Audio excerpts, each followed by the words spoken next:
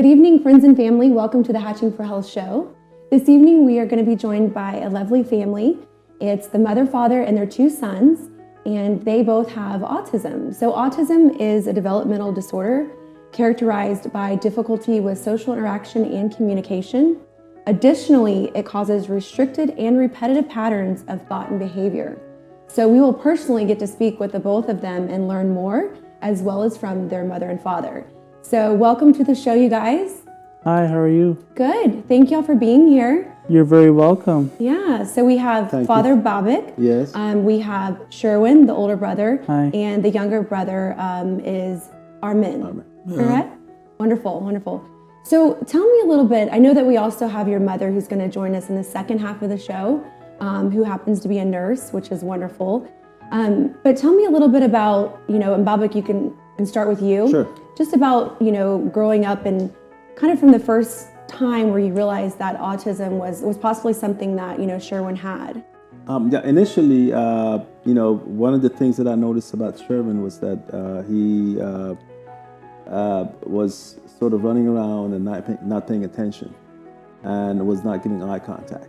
Okay. And also he was sort of a little late on the speaking.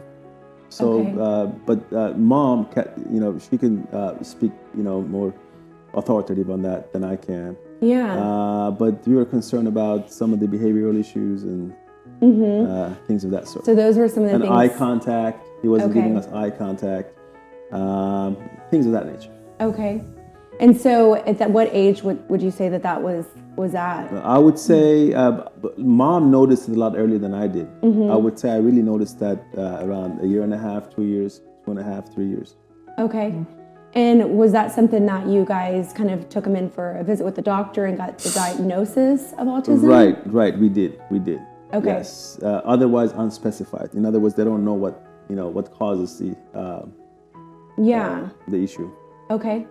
And what about Armin? Was it also similar things with the eye contact? Armin was different. Armin, he has really, really good motor skills. So Sherwin had issues with motor skills, but Armin does not.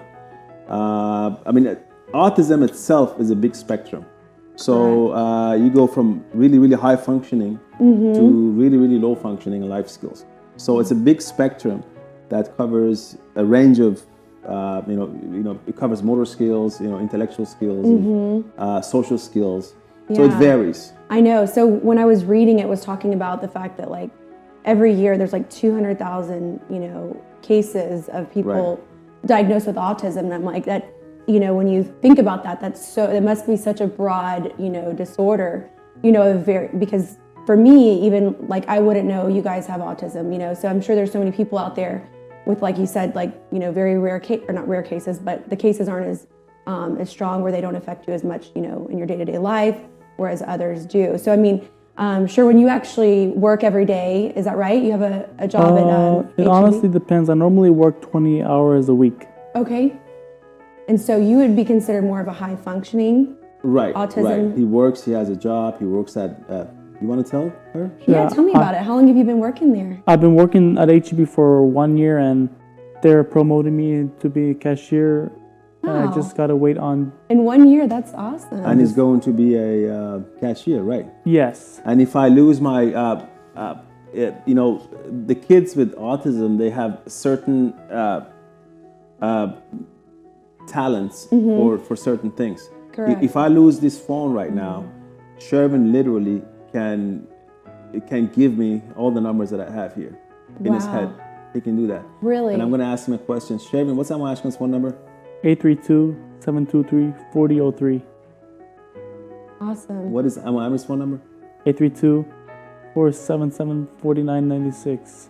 Wow, so really good with numbers. It's Yes, and he has a memory that actually just kind of takes all those numbers in his head and he has them.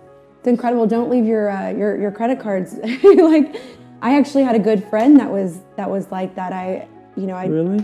So yeah, actually Tariq, a good friend of mine. I don't know how he would memorize stuff. So that's interesting. I wonder if he had a small form of autism, because that sounds like a very specific skill set. Because these days, memorizing phone numbers is very rare because we all have them in the phone. They're at our fingertips.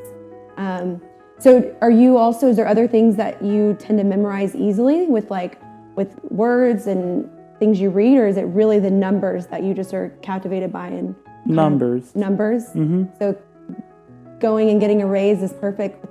The cashier, yeah, they're going to be lucky to have you, actually. You're going to be like, I don't need the register. Yeah, there was a time that he actually knew the brand and the model of all the garage openers in our neighborhood. Oh my goodness. So he would actually go to one of our neighbors and he would say, did you know your garage door opener is what? Is it Liftmaster, Craftsman, Genie, and stuff. Isn't that? Yeah, he knew all the models.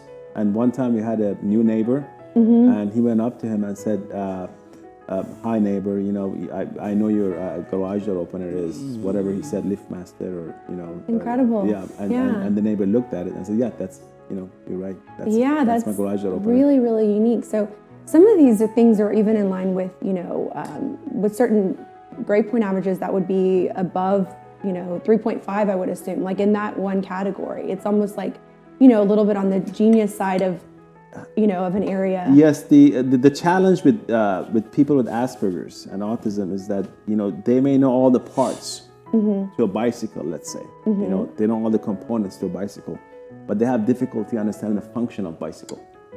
So it's a challenge for them in terms of understanding the function of a device as opposed to knowing the little parts of the device. I see. So there's a disparity, discrepancy when it comes to parts and the actual whole. That is where the training goes, where you try to explain the function of the bicycle as opposed to all the little parts that go into the bicycle. Okay. So part of like the disconnect, kind of from that stage of what to whereas someone else might not the be application as strong in that area, but they can connect the dots, put the and so with Armin, as far as I heard that you are a big workout guy, so you guys have him training with a personal trainer daily, is that right? Yes, it has started since 3 weeks ago. Okay. Is that something that you enjoy? Getting to go out there and work out? Yes. Yeah? Is it for how long do you typically go and train? Like what period of time? Is it an hour? Yes. Okay, so you get like a good workout, like sweating. Yes, Pretty intense. I had a good workout and sweating. Yeah, very good. So what are some of the things that you enjoy outside of that? I was running around on the track together and exercise. Okay, very good. Are you fast? Yes, I'm fast. Are you faster than your brother? Yes. Yeah. Okay. Usually it's like a competition there, but you admit to him being faster, the little brother. Mm-hmm. And y'all are how many years apart? So you're 17 and I'm 22. And 22? Okay, so about 5. And do y'all have any other children, Babak? No, that's it. Just the two of them? Okay. It was enough. Yeah.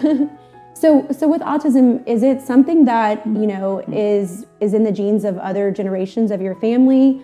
Like, I guess certain elements of it anyway, To be honest with you, anything I give you is misinformed. Really? Yes, so I really don't know. Mm-hmm. And I've looked into things and I've searched and I've researched, but there is no really definitive answer to why kids have autism or people have autism. It could be a combination of environmental factors. It could be genetic. Okay. Combination of your biological inheritance. Mm-hmm. There's so many factors involved, and I'm not really in a form of authority to tell you what the reason is. But what I know is that we just have to deal with it. Mm-hmm. I have to deal with it. My wife has to deal with it. Mm-hmm. So they have to deal with it. So it's a day at a time. Correct. And I mean, from what I read, of course, Hatching for Health, the show itself, our goal is to, create awareness for these, sometimes rare diseases, disorders, sometimes much more common, such as, as autism. It is much more common, but yet there's still not a cure, like a real cure for, and I think that's partly because there's so many variances of it, trying to kind of research that is a lot more elaborate. What you can do is to try to train them how to interact with people, because that's the biggest gap, social interaction. And I try to put it, in a simplistic for you. When I'm speaking to you, I understand the concept of space. Correct.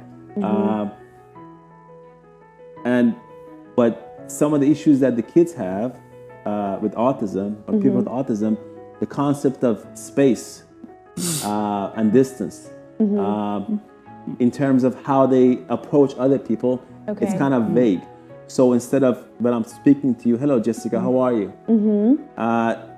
They come to you and they say, hello Jessica, how are you? And that becomes invasive to some people. I see. If they don't have, a conception of what an autistic person is, so they get defensive. But once they know that these kids are autistic, these people are autistic, then they may open up. Correct, yeah. And that may get them into trouble in situations in which maybe they're dealing with maybe police officers, other persons on the street, where they don't understand, or they lack, an understandable conception of space, where they may invade other people's space and get into trouble. Yeah. No, and I think just, for those, and this is something I didn't know, right? So even for me personally and the viewers watching, it's something that simply educates them. Maybe not that they have somebody that they know with autism, but a stranger, like one of your sons comes up, they don't know that, and it's a reaction that and especially when they get older, because once they're young, it's all cute and it's understandable. But as they get older and bigger, then it becomes intimidating to some people. Correct. I know. I mean, Sharon, how tall are you? I think 6 inch, something like that. Yeah. So definitely, a big kid coming up, it's just running towards you and just wanting to say hi. That becomes intimidating to some people. So with school, were you guys in? So you actually would be, in necessarily college if you continued on education, but neither of you would be in high school anymore. Is that correct? Obviously, yeah. No, he's out, but he's still in high school. Is he still in high school? Okay, so you're right, 17, you're typically still in high school. So are y'all, when you were in high school and currently you are y'all in the regular classrooms with other students? Or? I was in some special ed classes. Okay, so they're more hands-on with you and kind of teaching you in kind of your own way versus... Yes, ma'am. Okay, and same with you? Yes. Okay. He's in a dancing class. Really? Yes. He likes to dance too. That's great. They actually have that in high school. That's awesome. Yes, they have dancing. He's in a dance class. My dance teacher's name is Mr. Thomas. Really? Cool. Are you good? Yes, I'm good. Yeah. He plays basketball too. Really? Yes. Coach Washington, my coach. He goes to Special Olympics basketball.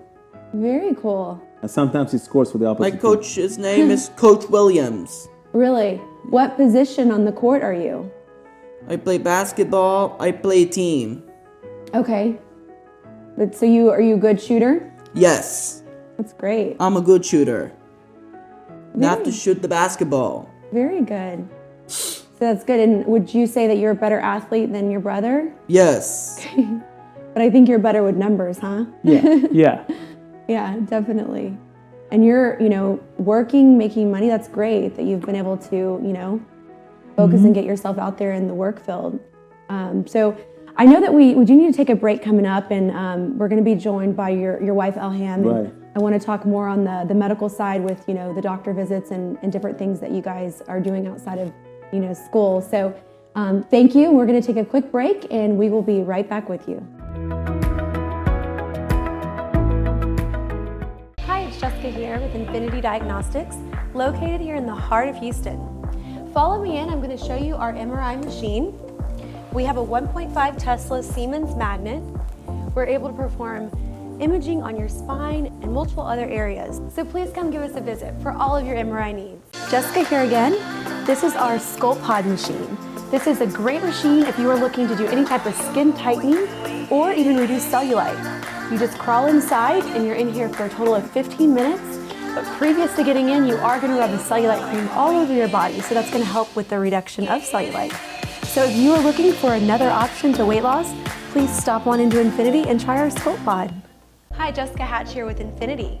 One of the things that we offer is interventional pain management. So I'm going to show you our pain suite so you can be more familiar with these services. Follow me. We have our C-arm, where we are able to do interventional pain procedures that would include the spine as well as any joint injections that you may need. So if you are in pain, please come visit us so we can take care of it. Being diagnosed with this scary sounding disease can be frightening. Imagine what it's like for your child. There are over 7,000 rare diseases around the world affecting children. Join me, Jessica Hatch, along with leading experts to help break down medical lingo, explain why and what their little bodies are feeling. Real faces, real stories, and expert advice. And you can watch us on the biggest South Asian TV network in North America, NTV Houston. Hi, Jessica here. We are in our sleep center on the second floor of Infinity, and I wanted to show you a little bit about what we have here and what to expect when you come and have a sleep set. We have a lovely setup here for you so you can feel comfortable and feel right at home. Our technician will walk you up and he will connect you to all of the electrodes so that he is able to get the correct diagnosis while you sleep. So if you are having any sleep problems, please come visit us at Infinity so we can help you and put you on a pathway to better sleep. Welcome back from the break. We are now joined with the mother, Elham. So she is a nurse who works here in Houston, Texas, at a local hospital. And so we're fortunate to have her as, kind of a medical expert as it relates to her boys having autism. So we thank you for joining us as well today. You're welcome. Nice having you too. Yeah. So I know we got to speak with your husband and quite a bit of detail about, their childhood and some of the things that he realized about them that made y'all come to the conclusion that autism, was in fact what they were diagnosed with. But I know that you're a lot more hands-on with them, and just having the nursing background, I'm sure it helps, probably a lot more than most mothers. Tell us a little bit about their daily routine. Is there medications involved? Is that something that changes, often? Yes, they both have been on medication to help with some of the behaviors that come with autism, to help them, focus more. Also, sometimes they can be aggressive or irritable, so they're taking medications for that. But they're both different, of course. Sherwin also has some tics. So on top of the autism diagnosis, he also has Tourette's. Okay. So he has to be, taking some medication to control those tics. So tell me about that. Are you aware whenever you have kind of those tics? Are you? Okay. Yeah. And is it usually in the hands, the face? What happens? Normally I say something. Okay. Like some curse words and... It'll just kind of come out? It could be vocal, it could be just movements. It changes over time. But the good thing is, as he's getting older, they've been kind of subsiding. Okay. So during especially the puberty time and the stressful time, when he was in high school and he started, driving lessons, it was just really bad. Really? Yes. And are you aware that you're doing it after the fact, or is it more of it happens and then you don't even realize that you just did it? Are you kind of aware of that moment? Kind of. Yeah. Yeah. Because it's it happens, it's uncontrollable, but then it's okay, it happened. Wow, what did I just do? Or is that kind of the thought that happens? Yes, ma'am. Okay. So it's really something, I've seen it in movies. I've never firsthand seen somebody. It's kind of crazy. It's unique, but it's not something you want necessarily to happen, but it is a unique thing, just completely uncontrolled. Because obviously all we do throughout our life is try and control everything that we do, say, the way we act. So to not have that control is, it's difficult but unique to you, Yes, ma'am. And then so tell me, so is there, so he doesn't have any Tourette's? No, he doesn't have any tics, but he had the irritability sometimes because of his communication problems. His main problem for Armin was the speech. He really started talking very late. Okay. I would say up until he was about 8 or 9, he could only say single words or two word sentence. He could not make a sentence. So he was a really, really late talker. Sherwin caught on speech really fast. I mean, they're both different in different abilities of that course. they have. So he would get very frustrated because of his communication. So he would get tantrums, or he could not understand some situations that was hard for him.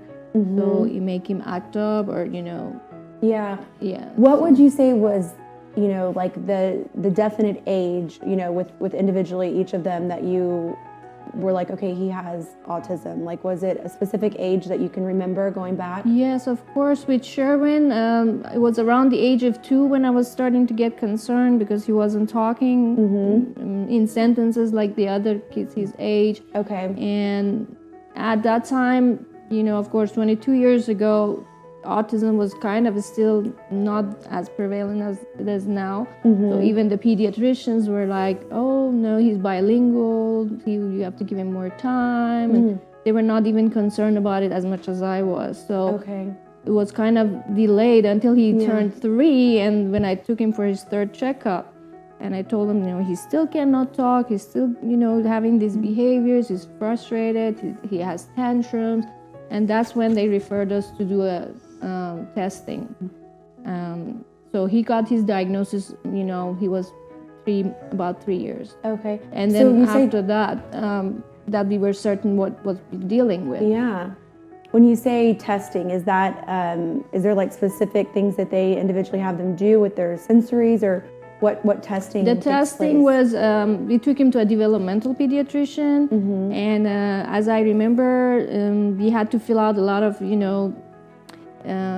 like questions, or does he do that? Does he do this? Okay. It was like paperwork, and then of course the doctor observed him in the office. How he interacts with people, and he did some kind of observational. There's not like blood work or anything. Okay. To diagnose, it was just like by observation and the patterns of behavior. I see. So he got his diagnosis as PDD NOS, which means like pervasive developmental disorder, not otherwise specified. Okay. And they said at that age, because he was still too young, they didn't know exactly what he has. And this is 3 years old? Yes. And then with Armin, it was different because since I had that experience already, another child with an autism, so I was really watching him really closely to see what he does. And of course, they were so different. He had great eye contact. He was the sweetest baby, the easiest baby you can imagine. He was always happy, interactive. Both of them were meeting all their milestones, up to the age of 2. Sherwin was an early walker. He walked at 9 months. He walked at 11 months. So everything was going fine. It was just the speech. So he turned, once he turned 18 months, and I was kind of getting concerned. Yeah. I had a sleep well last night. Even though he had some words, but he, I kind of noticed that he's not communicating like the other kids his age. So that's what we were, referred to early intervention assessment. I see. And then he was getting speech therapy from that age. Okay. Yeah, but his diagnosis also came later, around age of 3. Also. Around 3, okay, as well. Okay. But, again, with him, any doctor he goes to, they'll say he's perfectly fine. The neurologist does blood work, says he doesn't have any deficiencies. I don't see anything wrong. Chromosome test is normal. Give him more time. We don't know why he's not talking, because his main symptom was just he's not talking. Yeah, he was doing everything else. So basically, there were, even when I tell them he has another brother with autism, can he have that? He can't have that because he's too interactive. He's looking at me. He has the eye contact. He's playing with me. So the classic signs were not there. But deep in my heart, I was thinking, because of the history, he might have it, and that's the reason he's not talking. So as he got older, more of the symptoms of autism appeared. Okay. Yeah. What would you say are, just again for my knowledge and those watching, like, what are the very clear like symptoms that one should look for, if they think their child might have? I think the speech, development of the speech, yes, is one of. And you say that, and it's interesting because last week we had a family on. Their son has childhood apraxia of speech. So, and he's I think 6 now, and he's still having a hard time speaking.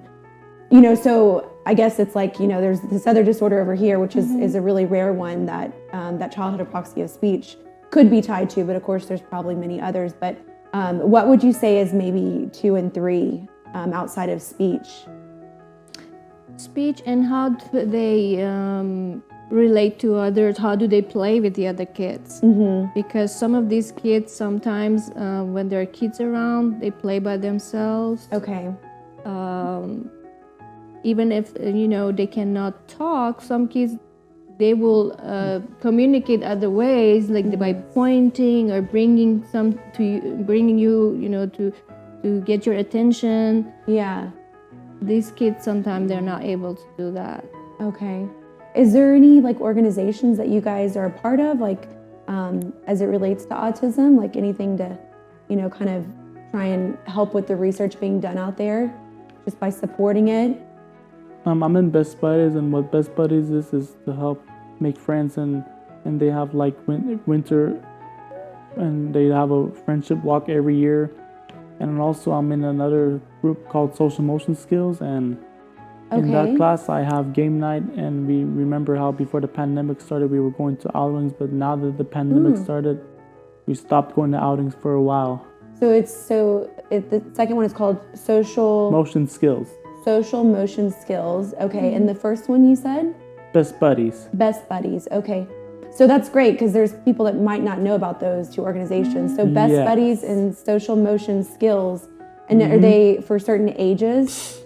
The Social Motion has one for kids, teens, and young adults. Okay.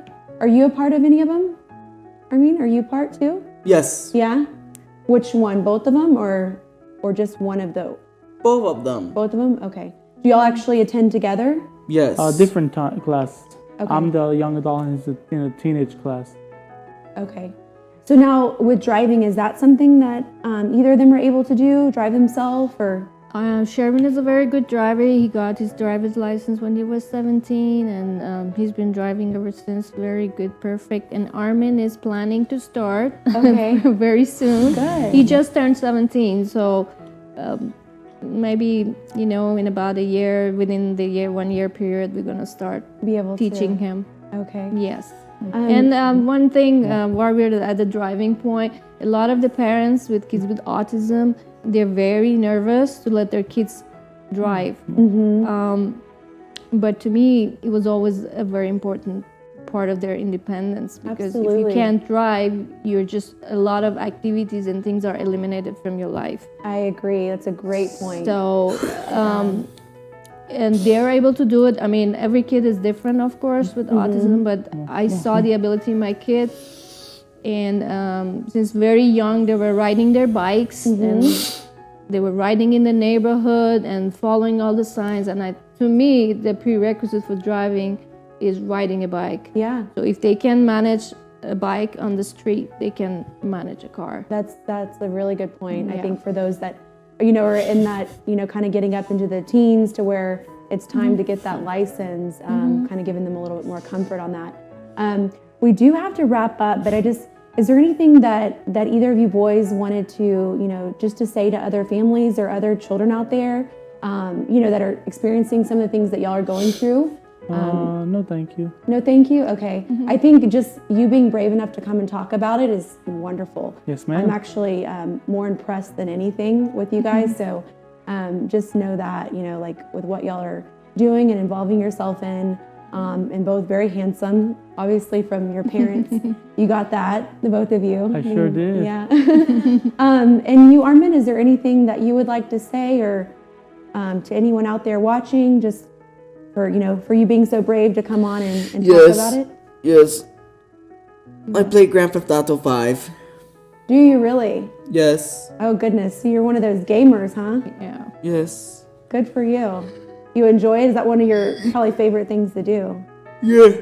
It's good for, the focus of it. I know it definitely takes a lot of attention away from anything else in life when you're, involved in those games. So Yeah. and then you, Ilham, is there anything else you just want to say to the viewers aside from again being so wonderful to come out? It's just a challenge. Raising kids with autism is a big challenge. I don't think anything in life, not my education, all my experience never prepared me for this. So I learned one day at a time. I learned from other parents, the educators. We're really grateful. They've done a wonderful job with them. Yeah. From the very early age. And we just learn to deal with it one day at a time. And I'm hoping for the best. Absolutely. Is there any other organizations that you're a part of or that I should mention just for people to, possibly, be a part of as well? I guess Sherman said it. Those are the social two. emotion skills have been very good to build friendship and also give them a sense of belonging. Best Buddies have been great. They helped Sherman with the job coach, to do all his interviews and how to. Also, the VAST program in HCC, which Sherwin attended for 3 years. That was also good.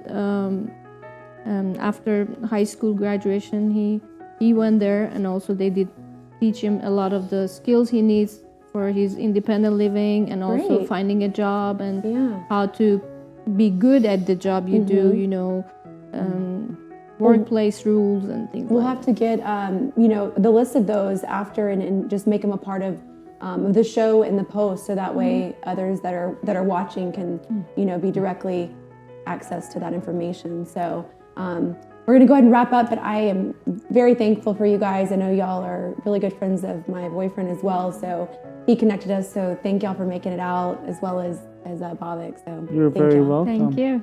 So that's it for the night. We hope you have a wonderful Saturday evening, and we will see you next week.